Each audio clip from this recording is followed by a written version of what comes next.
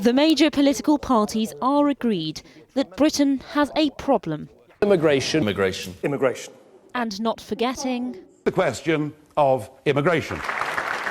So there's plenty of election talk on managing numbers and controlling borders. But what about a problem that's not happening on your coast? As tragedy unfolds on the Mediterranean, British government policy is not to support search and rescue operations to prevent migrants drowning. The claim is it will encourage more.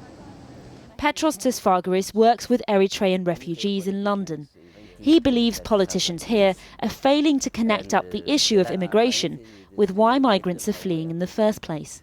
And he knows many who have lost loved ones trying to get to Europe on a boat. The families are really traumatized. They call it now, it has a name now, Fortress Europe. Europe is building a fortress against Africans. Do you think politicians in this country are listening?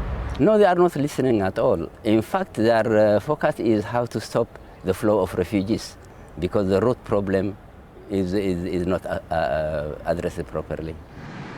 The main source of the migrant boats is Libya. Ongoing turmoil there has led to people paying huge sums of money to traffickers in an attempt to escape. In 2011, Britain took part in military intervention, and this was David Cameron's promise. Your friends in Britain and in France will stand with you. But 4 years on, and in the full swing of an election campaign, are British politicians interested in standing with fleeing migrants?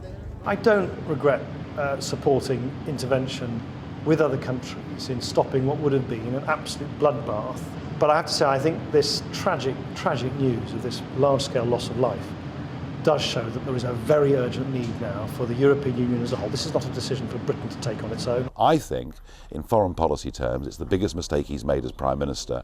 And let's not forget, he also wanted us to intervene in Syria as well. And I've always taken the view that you only intervene militarily as a last resort.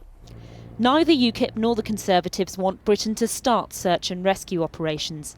The Foreign Secretary, Philip Hammond, says he'll support the EU in tackling the traffickers. But in a country where a major newspaper prints a column calling migrants cockroaches and festering sores, perhaps it's unsurprising that preventing the deaths of migrants on boats isn't really considered a vote winner.